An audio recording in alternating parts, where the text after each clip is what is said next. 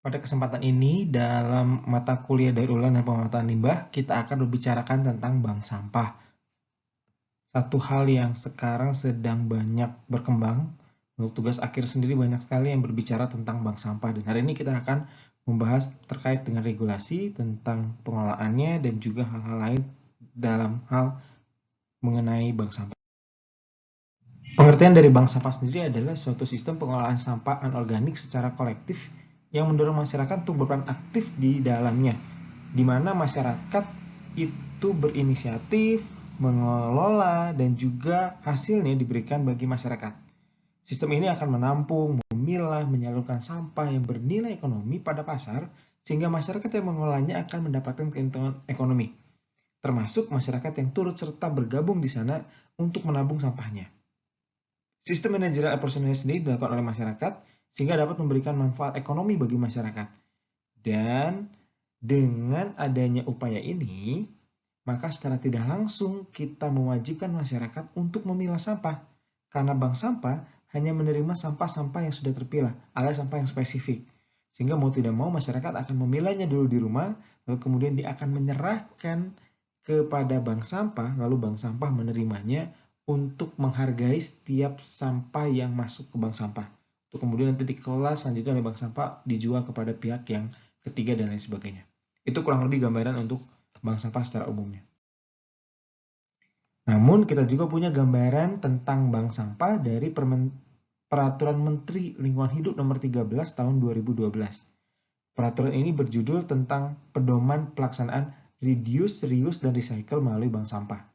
Dalam peraturan ini terdapat 9 pasal dan 3 lampiran di dalamnya. Dalam peraturan ini juga didefinisikan mengenai bank sampah, di mana bank sampah adalah tempat pemilahan dan pengumpulan sampah yang dapat didaur ulang dan atau diguna ulang yang memiliki nilai ekonomi. Sehingga kata kuncinya di sini adalah proses di dalamnya ada pemilahan, ada pengumpulan, dan juga upaya pemilahan tersebut adalah untuk memilah sampah yang memiliki nilai ekonomi. Kemudian dari definisi tersebut juga didasari dari 3 hal reduce, reuse, recycle.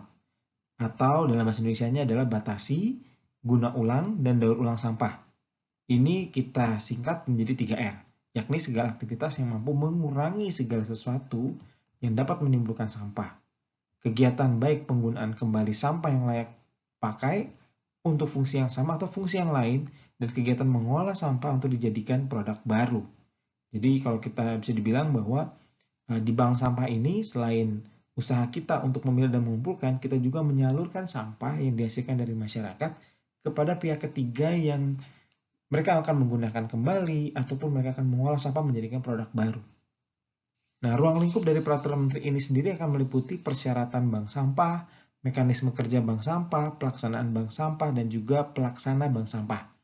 Sementara ada 3 lampiran di dalam peraturan ini. Yang pertama yaitu mengenai persyaratan bank sampah, baik dari syarat fisik konstruksi dan manajemen, serta lampiran kedua mengenai pelaksanaan bank sampah, dan lampiran ketiga integrasi bank sampah dengan menerapkan EPR atau Extended Producer Responsibility yang merupakan amanat dari Undang-Undang Nomor 18 Tahun 2008.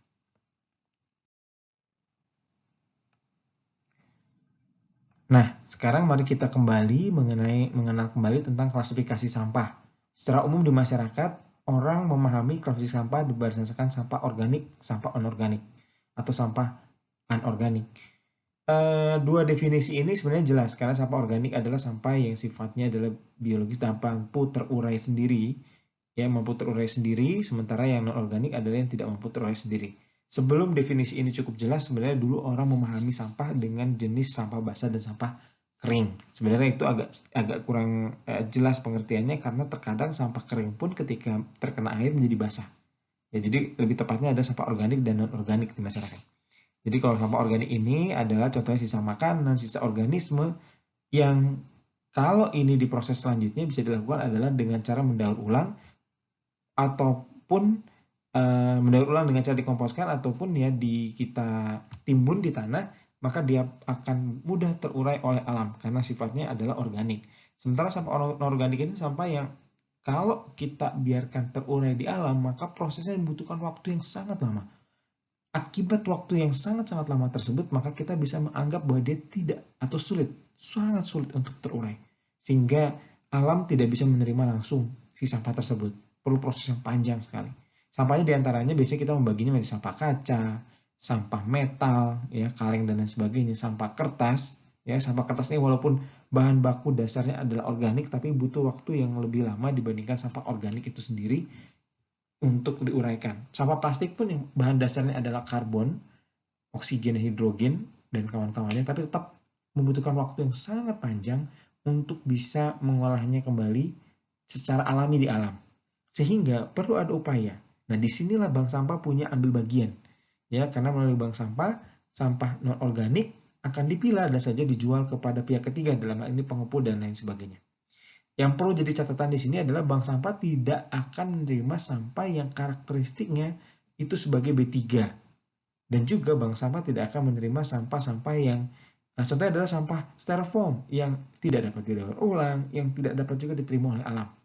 Sehingga karena motif utama bank sampah adalah motif utama, bisa dibilang motif utamanya adalah mendapatkan keuntungan ekonomi sekaligus mendapatkan keuntungan secara lingkungan, maka hanya sampah yang memiliki nilai tambah saat dikumpulkan itulah yang akan diterima. Ya, kalau dia sudah tidak memiliki nilai tambah, maka perlu ada perlakuan lain yang harus dilakukan. Selanjutnya kita akan mempelajari tentang bagaimana pendirian dan pengembangan sistem bank sampah. Sumber dari buku ini ada di buku panduan sistem bank sampah dari Yayasan Unilever Indonesia tahun 2013. Hal yang pertama yang perlu dilakukan adalah sosialisasi awal, di mana sosialisasi awal ini bertujuan untuk memberikan pengenalan dan pengetahuan dasar mengenai bank sampah kepada masyarakat. Karena kalau kita bicara tentang sampah, masyarakat tuh masih banyak yang takut-takut, ya. Mau apa nih? Mau diapakan sampahnya? Sampah dikumpulin, harus dipilah, Pak, nambah kerjaan. Atau misalnya dikumpulkan, nanti dikumpulkan di mana? Jadi bau dan lain sebagainya. Akhirnya kalau tidak ada sosialisasi, maka bisa terjadi pertentangan dari masyarakat itu sendiri. Apalagi kita akan melibatkan masyarakat dalam hal ini, baik mereka sebagai nasabah maupun yang akan turut serta mengelola.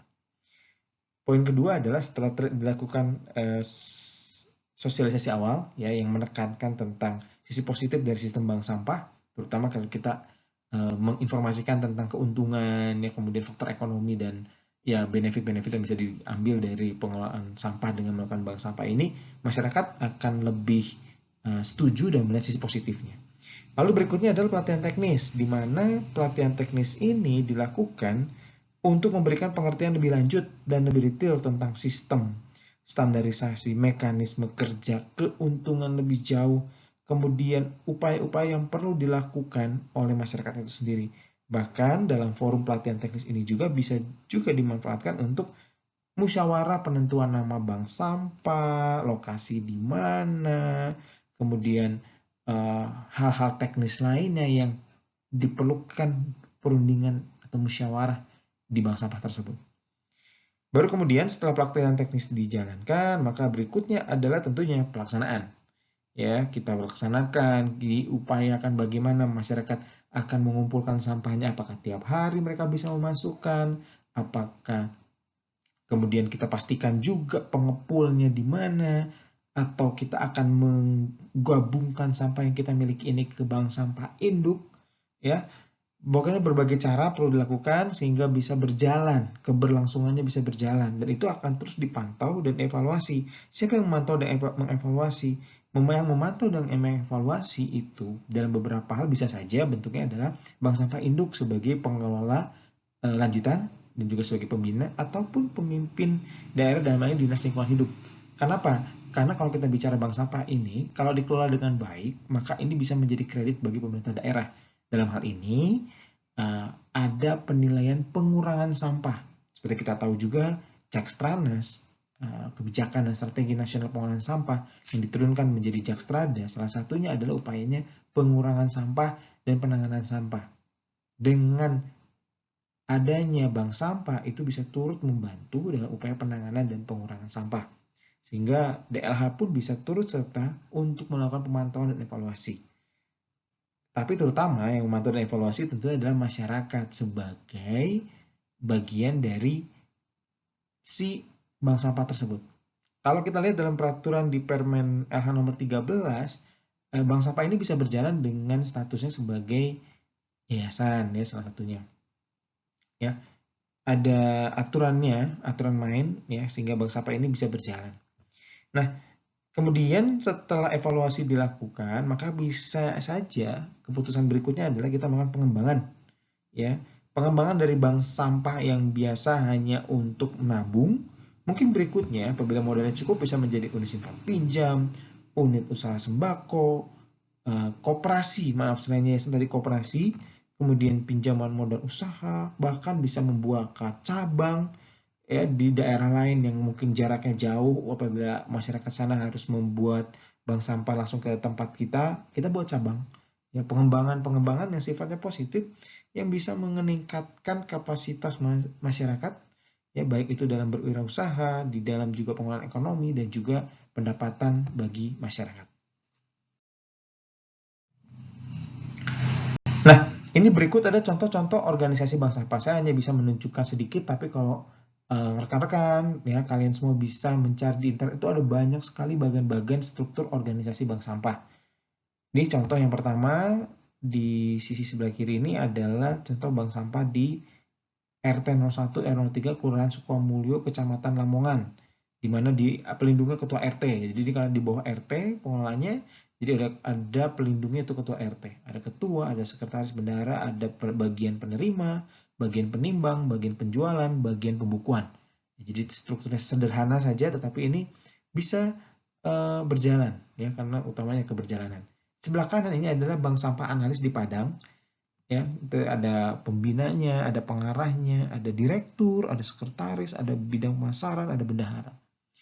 Ya, sudah lebih kompleks ya sebenarnya nama-namanya juga ya untuk suatu organisasi pengelolaan sampah. Yang di tengah ini adalah organisasi Bank Sampah Hijau Lestari yang sekaligus menjadi LSM atau lembaga swadaya masyarakat ini di Kota Bandung. Ya, biasanya ini selalu menjadi pilot project ya, contoh untuk dijadikan tugas akhir. Saya banyak menemukan tugas akhir dengan melihat bank sampah hijau lestari. Jadi di sini lebih kompleks lagi, saya pikir ada divisi pendidikan informasi, divisi pengembangan ekonomi masyarakat, divisi advokasi dan pendampingan masyarakat. Dalam kesempatan beberapa tahun yang lalu, saya pun berkesempatan datang ke bank sampah yang ada di Jogja, yang diinisiasi oleh ibu-ibu. Ya, jadi memang kebanyakan organisasi bank sampah ini inisiatornya adalah ibu-ibu karena bapak-bapaknya bekerja. Di hari biasa bapak-bapaknya bekerja, maka ibu-ibu ini bagaimana kita mengelola sampah. Apa yang dilakukan di bank sampah tersebut bukan hanya melulu menerima sampah kemudian menjual sampah ke pihak ketiga, tapi mereka juga mengembangkan dengan menjual bunga-bunga, ya, menanam tanaman. Ya, dari hasil bank sampah yang sebelumnya ada keuntungan dari bank sampah tersebut digunakan untuk hal-hal lain, sehingga para pengurusnya pun mendapatkan keuntungan lebih selain dari pengelolaan terhadap sampah tersebut. Nah, sekarang mari kita lihat mekanisme sistem di bank sampah. Mekanisme sistem di bank sampah ini saya ambil dari buku Unilever juga. Yang pertama adalah sederhananya kita biasanya dimulai dengan pemilahan sampah di rumah tangga karena ini menjadi hal yang penting. Kenapa penting? Sebab sampah yang diterima adalah sampah yang tertentu. Tidak semua sampah diterima untuk dikelola oleh bank sampah. Setelah dipilah rumah tangga sesuai dengan jenis yang diterima oleh bank sampah, biasanya itu plastik seperti plastik botol air mineral, kertas yang masih baik, ya, yang memiliki nilai jual kepada pihak ketiga. Lalu kemudian setelah dipilah, maka masyarakat akan melakukan penyetoran sampah ke bank. Sampah ke bank diterima, lalu kemudian dengan penimbangan ini menjadi poin penting dan cukup krusial di dalam pengelolaan bank sampah karena ini akan menentukan berapa banyak sampah yang dihasilkan yang akan dikonversi menjadi nilai uang. Jadi kemudian seperti itu ketika sampah itu masuk ke bank, lalu kemudian berapa banyak beratnya, lalu berdasarkan nilai sampah tersebut, jadi ada nilai tertentu, maka kita akan memiliki tabungan sekian yang bisa kita ambil di akhir bulan atau beberapa bulan sebagai bagian dari penabungan kita. Maka setelah ditimbang, dicatat. Ini juga lebih penting. Kalau catatan itu sebaiknya ada catatan dari pihak petugas maupun catatan dari pihak yang memberi. sehingga akan ketahuan berapa banyak yang sudah ditabung. Lalu kemudian sampah-sampah tersebut dikumpulkan dan akan diangkut dengan bekerja sama dengan pengepul, bisa juga diangkut menuju ke bank sampah induk. Ya, tergantung dari model di daerah tersebut. Sementara pada lampiran 2 Permen LH nomor 13 tahun 2012, pelaksanaan bank sampah itu ada beberapa bagian.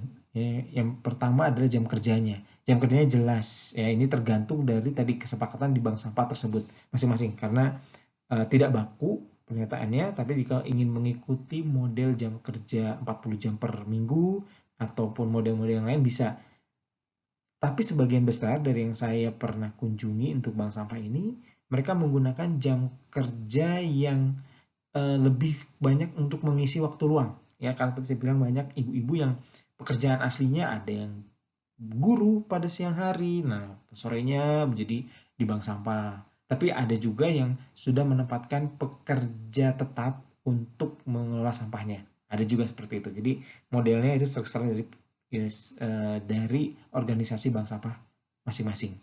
Kemudian ada pasti upaya penarikan tabungan, peminjaman uang, ya untuk pengembangan yang tadi ya, selain penarikan tabungan bisa dikembangkan untuk peminjaman uang, perlu adanya buku tabungan, ada jasa penjemputan sampah jika memungkinkan. Ya ini jika memungkinkan sampah yang dari masyarakat itu bukan mereka yang masuk tapi dijemput, apalagi kalau jumlahnya sudah cukup banyak. Nah, itu bisa saja disepakati ya kegiatannya. Jenis tabungannya berbagai macam, tidak hanya jenis tabungan, jenis sampah yang diizinkan, apa yang bisa dikelola oleh bank sampah tersebut itu juga bisa perlu ditetapkan. Penetapan harganya juga penting.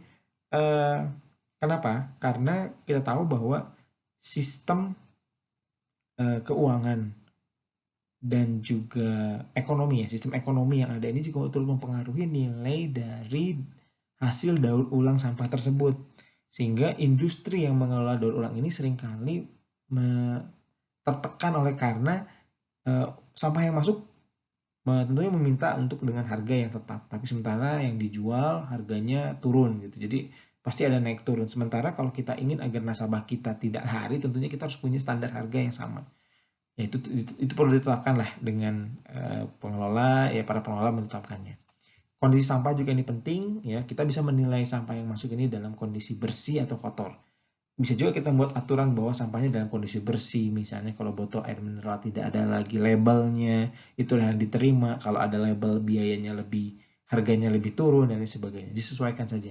Kemudian berat minimum. Nah, berat minimum ini terkait juga kesepakatan karena ada beberapa lokasi alat timbangnya itu tidak sensitif sehingga nilai harganya yang masuk itu berdasarkan dari pembulatan.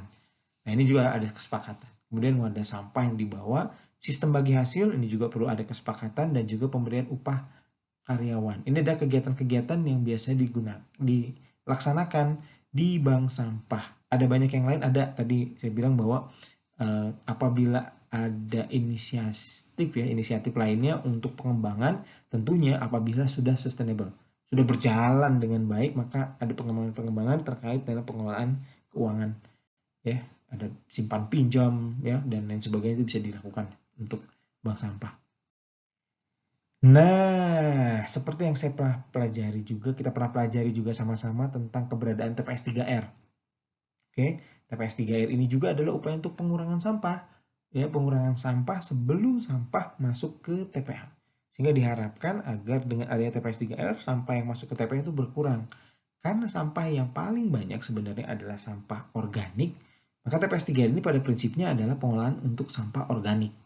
Sementara sampah non-organik yang bisa didaur ulang, maka itu akan masuk pengolahannya ke bank sampah. Itu konsep dasarnya. Namun bukan tidak mungkin juga sih sebenarnya kalau misalnya dilakukan upaya pengelolaan TPS 3R dengan bangunan yang ada juga di situ digunakan sebagai bank sampah. Itu tidak salah. Ya, itu bisa sekali dilaksanakan. Tergantung tadi kesepakatan. Karena TPS 3R pun prinsip dasarnya pengelolaannya adalah dari masyarakat, oleh masyarakat untuk masyarakat. Namun didukung di awal untuk upaya pembangunannya oleh pemerintah pusat. Tapi hanya untuk bangunannya saja sampai dengan terdapatnya KSM lah istilahnya, kelompok swadaya masyarakat itu di TPS 3R. Bagaimana dengan bank sampah? Bank sampah juga tidak berbeda jauh, di mana pokok utamanya dari masyarakat. Namun bank sampah dimungkinkan untuk dikembangkan oleh pihak swasta, ya, seperti yang dilakukan oleh Yayasan Unilever, ya. Jadi Yayasan Unilever datang ke masyarakat sebagai bentuk CSR-nya. Beberapa perusahaan selain Yayasan Unilever juga melakukan upaya edukasi untuk mengembangkan bank sampah. Itu juga bisa dilakukan. Bank sampah ujungnya adalah pengepul atau industri daur ulang, IDU ini industri daur ulang. Sementara TPS 3R karena kompos hasilnya maka bisa dilakukan untuk pertanian, untuk urban farming, ya, baru residu dari pengolahan TPS 3R maupun di bank sampah itu baru masuk ke TPA.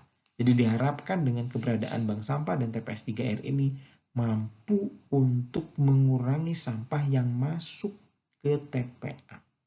Dan pertanyaan apakah TPS 3R boleh dibangun bersama dengan lokasi bank sampah? Menurut hemat saya sih itu dimungkinkan sekali, ya. Karena kita memanfaatkan lahan yang ada. Apalagi kalau misalnya lahannya tidak terpakai. Nah, itu bisa banget. Jadi selain organik ini diolah, maka di situ juga ada anorganik yang dikelola. Dalam peraturan Menteri LH nomor 13 tahun 2012 dalam lampiran ketiga, kita ada tentang integrasi bank sampah dengan penerapan Extended Producer Responsibility. IPR ini adalah amanat dari undang-undang. Nah, IPR ini adalah kalau kita bilang pengertian dasarnya adalah bagaimana adanya tanggung jawab dari pemilik produk untuk mengelola limbah yang dihasilkan. Biasanya ini terkait dengan limbah kemasan, ya. Limbah kemasan yang dihasilkan, yang turut serta dihasilkan dari aktivitas kita di sehari-hari, tapi limbah kemasannya spesifik, misalnya kemasan barang.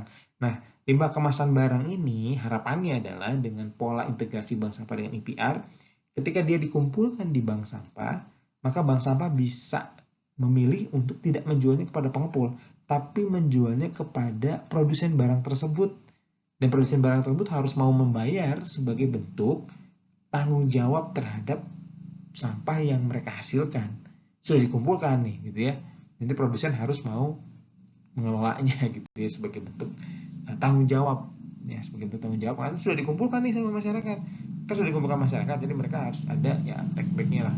Bagaimana mereka mengembalikan dalam bentuk ekonomi, ya, biaya, uang dan sebagainya. Nah, itu adalah pemikirannya untuk Extended Producer Responsibility. Walaupun saya belum pernah mendengar apakah ini sudah berhasil diaplikasikan, ya, saya belum mendapat informasinya. Namun perkembangannya adalah sekarang belum ke arah ini sepertinya, tetapi justru di mana adanya upaya untuk mengkoordinasikan bank sampah yang ada di tingkat unit yang biasanya ada di RT, RW, lingkungan, gang, kompleks perumahan kecil atau subkompleks perumahan-perumahan besar ke dalam sebank sampah induk. Nah, bank sampah induk ini konteksnya adalah bahwa perlunya satu koordinator, ya, koordinator ataupun satu penyambung dari bank sampah unit yang ada di unit terkecil RT RW ini ke penjual, ya, bisa dibilang ke penjual, penyambung ke penjual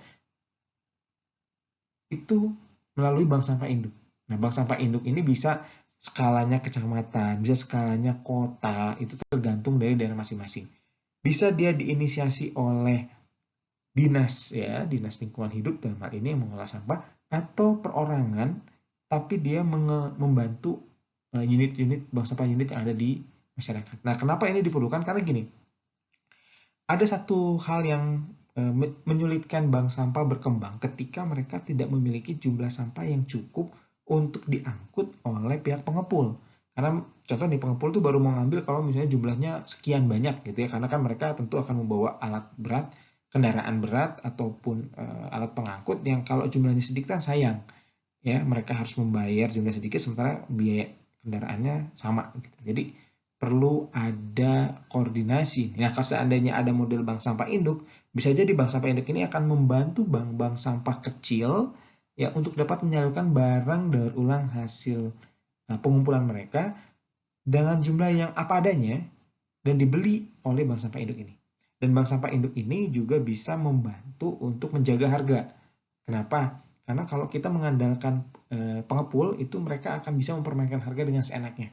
Sementara kalau kita berbicara tentang tabungan, ya kan nggak mungkin kita sudah membeli dari masyarakat dengan harga sekian, ketika dijual turun, maka rugi bank sampah ini.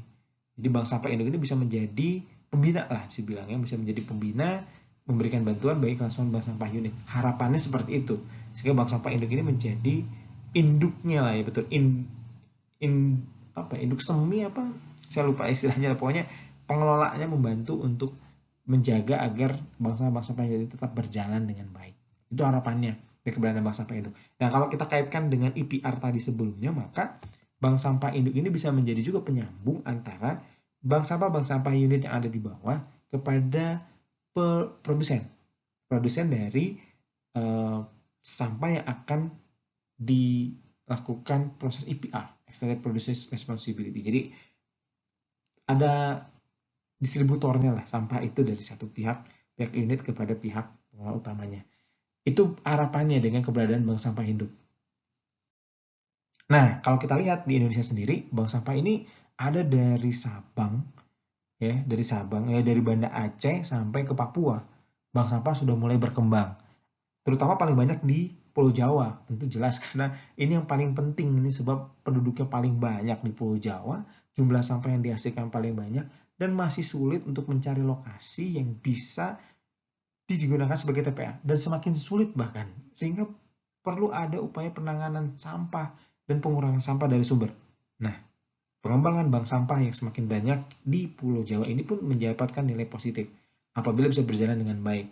Nah, tadi poinnya bahwa kita temukan banyak sekali bank sampah yang tidak bisa berjalan terus, baik itu oleh karena pengelolaannya, oleh karena faktor ekonomi, dan banyak halnya yang perlu dilindungi atau perlu dikelola, dibantu pengelolaannya. Disinilah bank sampah induk diharapkan bisa membantu. Dan juga Dinas Lingkungan Hidup. Kenapa? Karena kembali lagi yang tadi, bahwa nilai pengurangan sampah ini menjadi poin penting bagi prestasi suatu daerah. Sehingga kalau bisa diupayakan konsisten, bukan hanya data, tapi konsisten betul-betul terjadi pengurangan, maka bisa menjadi prestasi yang baik bagi pengelola kebersihan dan persampahan di daerah tersebut. Ini adalah bagian akhir dari presentasi saya, ya. Kalau kita lihat banyak sekali berita terkait dengan bank sampah. Di sini di pojok ini tentang bagaimana ada perusahaan melakukan binaan, ya, terhadap suatu daerah untuk mengelola bank sampah, dan bank sampah dari bank sampah tersebut, sampah yang dihasilkan kemudian dijual, pendapatannya bisa mencapai jutaan per tahun. Dan itu besar sekali itu, ya. Kemudian kita tahu bahwa bank sampahnya tumbuh pesat di Indonesia. Ini di 7 Maret 2020 tentang satu bank sampah yang sudah berjalan sustainable dengan baik dan memberikan nilai positif. Kemudian ini ada informasi juga pentingnya bank sampah untuk mengurangi sampah plastik. Kita tahu bahwa sampah plastik masih menjadi masalah besar gitu, ya, di kita, di negara kita, bagi dari mikroplastik yang sudah banyak dibicarakan. Maka bank sampah ini dalam upaya daur ulangnya terhadap sampah anorganik, maka bisa mengatasi sampah plastik ini. Jadi daripada sampah plastik yang dibuang kemudian terbawa sungai masuk ke laut, menjadi pecahan-pecahannya makin kecil-kecil jadi mikroplastik, kemudian kita makan ikan yang mengandung mikroplastik, itu malah jadi bahaya. Mending sampah plastiknya kita balikin ke perusahaan untuk diolah lagi menjadi barang yang bermanfaat. Nah, itu sebenarnya salah satu tujuannya. Ini menarik juga bahwa di Jawa Barat ada pusat daur ulang dan bank sampah induk. Nah, kalau tadi kita bicara tentang bank sampah induk, maka ada juga yang namanya pusat daur ulang. Jadi daur ulang dipusatkan untuk pengelolaan sampahnya. Di Jawa Barat sudah ada yang induknya, yang besarnya ada. Ini menjadi nilai positif. Dan mudah-mudahan daerah lain pun bisa membangunnya, sehingga ada integrasi antara pengelola sifatnya yang tingkatnya unit kepada tingkat yang lebih besar. Yang tadi kita melihat banyak keuntungan-keuntungannya jika sudah berjalan dengan benar tentunya dalam pengelolaannya. Pada bagian akhir dari presentasi saya mengenai bank sampah, saya menunjukkan dua gambar. Yang pertama adalah gambar tentang 3R, yang kedua adalah tentang 3R tapi versi Kota Bandung. Kurangi, pisahkan, manfaatkan. Dua-dua hal ini penting untuk kita lakukan. Kita jangan mengandalkan bank sampah. Yang kita harus andalkan adalah bagaimana kita mulai dari diri kita sendiri. Kita kurangi sampah yang kita hasilkan, kita pisahkan sampah dari rumah sehingga bisa dimanfaatkan dengan baik, ya, bagian-bagian yang bisa dijual kita jual, yang perlu dikomposkan kita komposkan dari rumah, maka ya hanya residu yang akan masuk ke TPS, kemudian dibawa ke TPA. Yang betul-betul tidak bisa kita lakukan apapun, itu yang akan masuk ke TPA. Dan bila upaya ini kita lakukan, maka kita bisa mengurangi jumlah sampah yang masuk ke TPA. Karena kita juga harus ingat, TPA-nya Kota Bandung itu sudah habis usianya dan harus segera berpindah. Dan jangan mengadakan TPA, karena kalau TPA itu kita andalkan, maka kita tidak akan pernah belajar bahwa sampah itu bisa dikelola dan bisa dimanfaatkan. Ini akhir dari presentasi kuliah yang ingin saya sampaikan. Rekan-rekan bisa melihat video-video lain yang terkait mengenai tentang bank sampah, dan juga ada tugas yang diberikan, dan kita akan bertemu kembali minggu depan.